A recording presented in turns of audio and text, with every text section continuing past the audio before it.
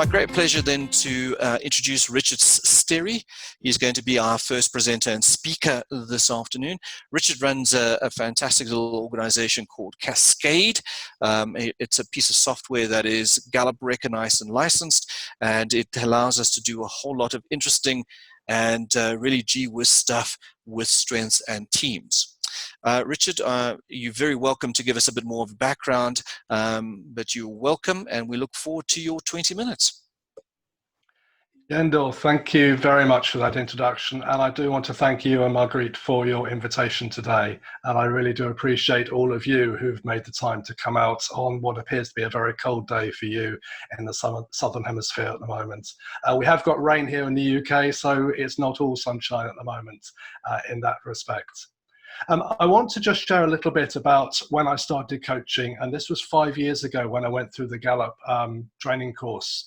And I started coaching, and when coaching with teams, I was faced with 3 immediate practical challenges, and that's what I want to address today.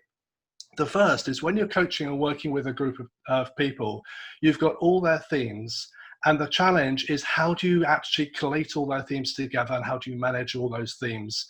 We didn't have Gallup Access at the time, and it was a lot more cumbersome in the way we did that. The second is to how can we create team reports and be able to create them in a way that we can have lots of different permutations, lots of different variants of the combinations of teams, and do that in an efficient way. And the third part was how to actually find new coaching opportunities. You can see a team, but how can you actually dig deep and actually sort of really draw out the best of the team and help the team in the best possible way? So those are my sort of 3 immediate challenges. And so from a technical background, I thought, well, you've got to pull all this information together and you've got to make it more efficient. I've got Maximizer in my top 5, so that really wanted to do something big and just really sort of make it more organized in that sense. So I'm just going to share my screen because what evolved from that was the very, very early days of the Cascade program. And this is the main dashboard, which is up on the screen at the moment. And essentially what it does, it just enables coaches to do what I've just been talking about in terms of storing everybody's themes and be able to pull off a whole load of reports really quickly, really easily. My main focus today is going to be working with teams, and we're going to be looking at teams in that sense. But there are a whole load of individual reports, which it has where you just click the button and off it goes. But that's for another conversation. So the first challenge I had was how to actually get all the themes for all the people in the workshop or in the team together. And so what we have here is that we have what we call our theme table, which is literally where we store the people's names, and we've got all their themes. And it starts at 1 to 5 and goes all the way down to 34 off the edge of the screen. It's very easy to import from the Gallup Access. So you do an export from Gallup Access, you then import that file straight into Cascade. So there's very little typing. You can pull everybody across very quickly and very easily. But the clever part within this are these columns on the left. This is where you can really assign different categories to the people who you've got. So you could say they're from different organizations, they're in different departments, they're in different locations, they're on different workshops. However you want to slice and dice your teams, this is where you can put the information in. And it can either be with your clients, for your client base, or it can be for different departments if you work in an organization as an internal coach. So that's just getting the information in, and that really is the difficult part of it. Once it's in, and then what we've got is we've got the team grid. And I don't know if you created a team grid in the past, but here the team grid just makes itself. It's just there. You don't have to do anything with it at all, and it just arrives. So I'm just going to pop a question in the chat in a moment, if I can just get my other screen together. Just bear with me while I do this. And so I'm just going to pop a question in the chat, which is, what do you discuss with a team when you share the team grid? So when you share the team grid with a team, what are your topics of conversation? So feel free while I'm talking to sort of throw any questions or throw any some of the answers to that question in there. and then we can sort of build on that a little bit as I progress. So just looking around the screen, it might look quite busy. There are lots and lots of different options. You can do so many different things with this in terms of the layout and what you display. And so at the moment it's showing top 5, but you can select top 10 if you wanted to. So you've got the top 10 themes, or you've got all 34 themes, or you can have the bottom 5. You've got a lot of choice as to how you actually display the themes in here. You can also, where I spoke about the different locations and so on, or different teams, you can actually just choose. You say you just want people from London, people from Sydney. Sorry, Joburg's not on here at the moment.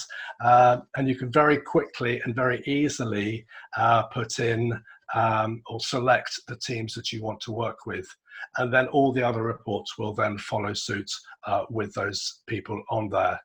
All the calculations are done for you, so all the numbers are put in. There's no working out to do on here. And it's quite clever in the way it works out what the top 5 themes are for this particular team combination. And there are lots of other things you can do with that. But what I want to focus on here today is looking at the domains. And you may notice that the domains are in a slightly different order. Gallup normally start with executing and they finish with strategic thinking. And that's purely for the reason to have them in alphabetical order. I think we can go a little bit deeper than this. And certainly one thing I do when talking with about the team grid is I talk about the domains first before I introduce people to the team grid. And so I'm just going to reveal another button on here, which then shows the contributions each of the domains make. And for me, the strategic thinking domain is all about the what. It's all about what has happened in the past, what is happening now, and what needs to happen in the future. And it's all about having that information to be able to move forward. The influencing domain is more about the why. They take the what and they provide the motivation and the inertia to move things forward. They bring that energy and they get people on board, and they really sort of get people excited that this is what we need to do. The relationship building domain is all about the people. It knows who to involve, who is the best person for each task, and how people can really get along together, and sort of on that side of things. That's all about the who. And then the executing domain is about the how. How exactly can this get done? And they can get it done very, very well. And so you've got the what, the why, the who, and the how. And I think that's really crucial, because if you look at that, you start with the what are we going to do? And you finish with how are we going to do it? Some people may start with how they're going to do something, but are they actually doing the right thing? In other words, they need to get the what bit sorted out first. And this is where you've got the interplay between the different domains, and you can really get people start thinking, I'm not just in this one domain, I'm in this one domain, but I need the other domains to help me, or this is how I can work with the other domains. So immediately we're talking about an element of collaboration on this. I find very often when you introduce a team grid, somebody can say, well, I've got no executing themes, but I can still get stuff done. And you get questions like that. And to avoid some of those questions in the first place, talk about the domains, and then you can start thinking about the interplay between the domains and the different people in the team. So that's looking at the domains, and I'm just going to have a quick look at the chat to see if there are any other questions or other areas that come up from this. One thing we have got, how people can really feel that they have their own identity within the team, is one of the pieces we have on along this column of totals for each of the themes. The number ones are in blue, and this is to identify where only one person has the theme. So we can see for inputs, just I'm alone is the only person who's got the theme of input. Well, perhaps that's an opportunity for that person to have a unique contribution to help the team in that area. And it's offering people an opportunity to really know where they can fit in within the team. This is just one report out of many that we have at our fingertips within Cascade. And I want to move on to another one now. And this is the summary chart. And it's the team summary. And you may or may not have seen this before. You might have seen elements of it on here, but let me just explain. On the left, we're still looking at the team which represented in the team grid. We've got their themes just in a sort of frequency chart on the left-hand side here. So we can see for this particular team, there are 5 people who've got harmony, 1 person with input, and you can see the range in between. There's also a pie chart showing the split of the themes across the domain for that team as a visualization on that. And then this chart in the middle of the screen, this is what we call our spark chart. And this is where we have all the themes going around the outside of the circle in the 4 quadrants of the 4 domains. And the longer the line, the more people in the team have that particular theme. So we can see immediately that there are lots of themes represented in the relationship building domain and not so many in the executing. And it's interesting when looking and comparing from one team to another, because looking at this, the shape of the spark chart can often tell the difference between teams. And what it can show, for example, you may have one team where they've got a broad spread of a lot of themes, but not many themes are particularly dominant. Or you may have another team where just a few themes are very, very dominant and a lot of other themes are not being represented. And so it's a very good visual way to see what a team can look like and how their themes are distributed. And if you've got several teams you're working with, run this same report for each of the teams, and you'll be able to compare and contrast between them. What we've also got at the bottom of this report are the top 5 themes for the domain, for the team. And so this is taken literally from the top 5, which are on the top 5 of the frequency chart. And it's showing what the team as a whole brings, what the team needs, and how the team is motivated. And this can really help the team form its own identity, to recognize who it is, as who they are as a team. What sort of things do they as a team need which can really help them so they can thrive? And how do they describe their team as being good? And what is their team really good at doing? There may well be people who are in the team who do not actually have any of these 5 themes in their top 5, and they may, again, not identify with this.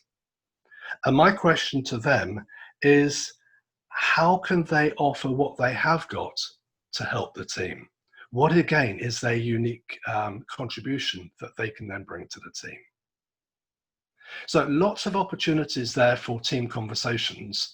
And this is a very, very powerful report to really help somebody visually see what a team can look like. If you're approaching an organization and you want to take some sample reports to them to say, this is what I can do as a coach and this is how I can help you, by all means, a report like this can really give you that credibility to really help you with that. Just a few other little things I can show you with a team on here.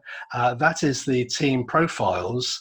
And what this is a representation of the top 5 themes for each person and a very simple pie chart of their domain colors for their top 5. And certainly when I'm doing team coaching, this is the report I have in front of me when I'm sort of in front of the team.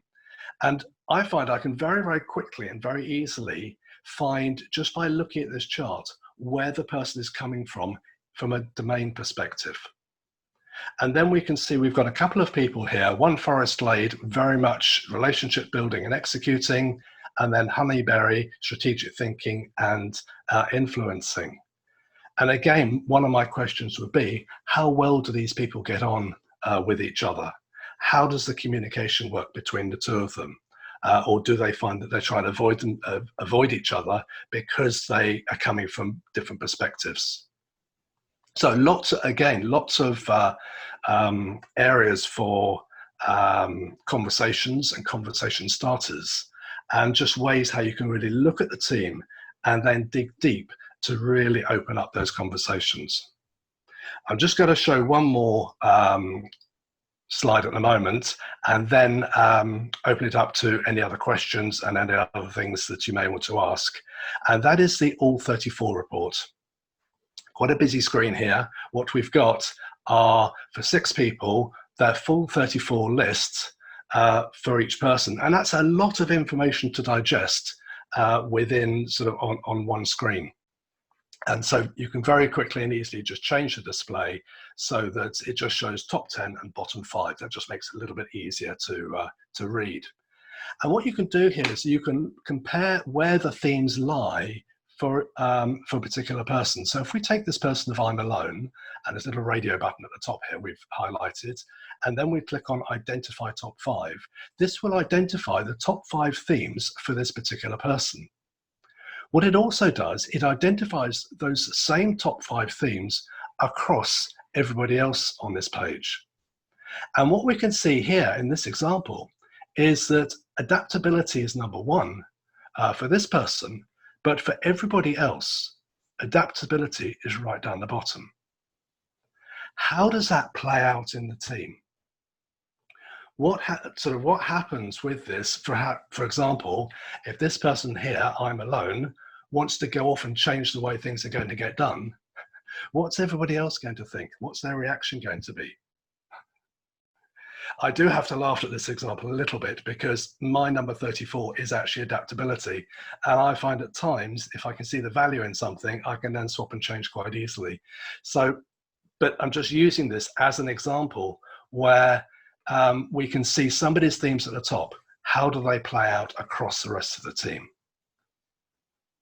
So there we have it. We've got a number of different things we can look at with this. We can slice and dice our teams in different ways if we just want to do it. So we look at, say, just the people from Dallas and from Kansas. We can just quickly switch to them.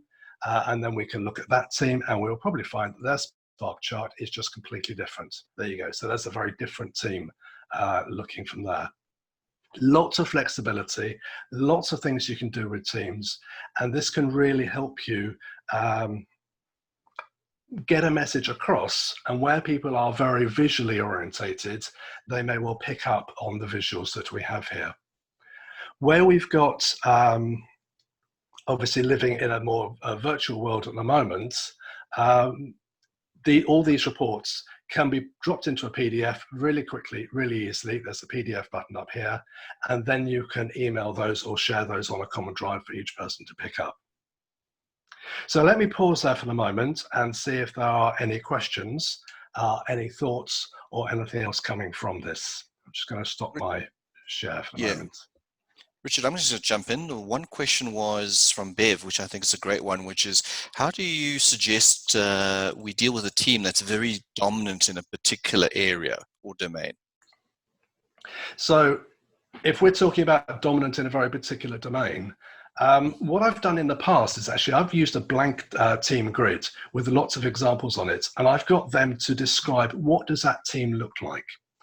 And they might sort of say what that team is like and start talking about that team. It's just very much a fictitious team. And I say sort of, well, what happens if you've got a lot of this domain and none of that domain? And just start bouncing that around as a conversation. I'll then show them another example and we go through that. And then I'll show them a third example, and they would talk about that team and they would say what that team looks like. They would say what that team needs to do. And then I reveal the names of the people on that team grid. And it's their own team, it's their own names. And so they've actually prescribed to themselves exactly what they need to do. And in your experience, so a lot of the work that we do with teams, many of our teams lack influencing strengths. Give us a thought a little bit from your experience about how you deal with that. The influencing domain is perhaps probably worldwide the lowest on the frequency of the 4 domains, but all the different themes, each theme can influence.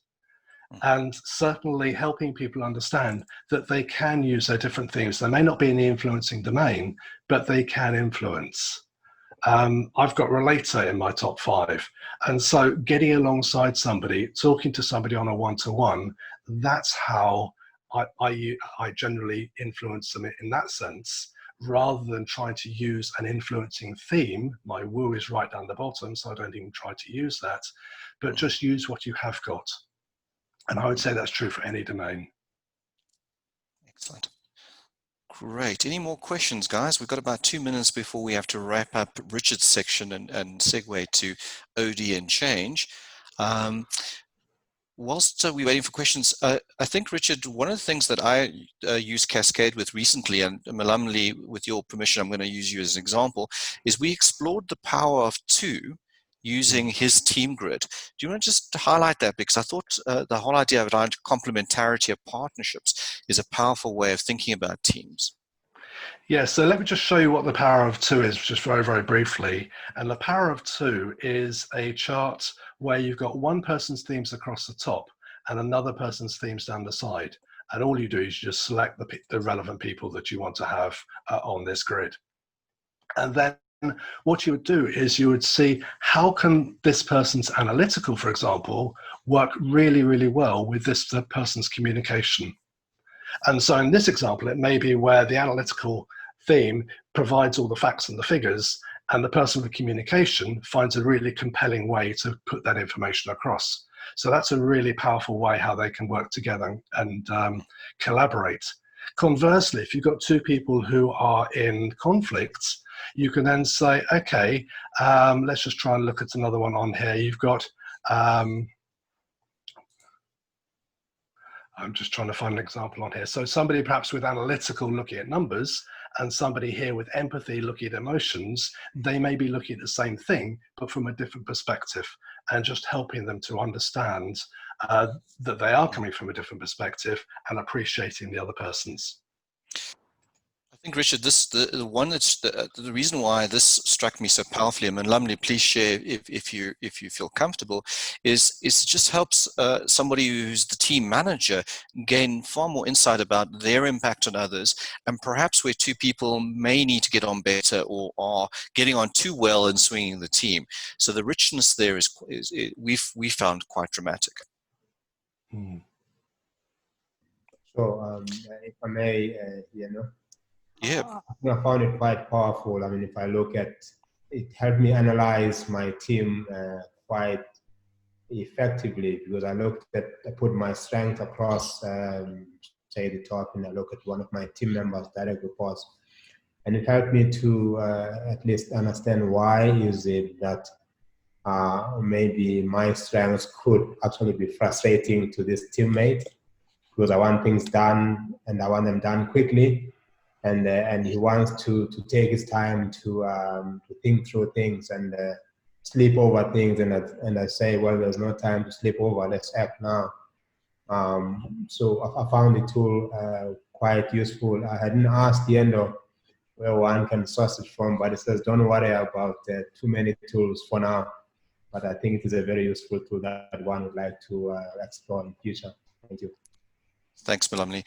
Richard, I think that people are now asking the obvious question is, if they want more information or need to get hold of you or understand whether this is an app or software or how it all works, what would you say? I would say certainly jump onto our website. You can. I'm just going to put the link in the chat now, so you've got that on there. And oh, thank you, Marguerite. You've already done it on there. So do get in touch with us. There's lots of information on our websites at Releasing Strengths. And because you're here today, we've got a really special offer for you. So there's a 10% discount for anybody who's here today. Just simply use the code BHG for Being Human Group. Just use that code and you'll get your 10% discounts. And I'm sure that will be circulated and information will be circulated afterwards in the follow-up for this. Fantastic. And Richard, from our side, thank you very much. I'm sure people will reach out to you. I get the sense from the energy in the room that we may need to invite you back to have an extended team session. So if you don't mind, please put yourself on our next agenda, because it looked like a lively topic. And thank you for bringing that to life for us.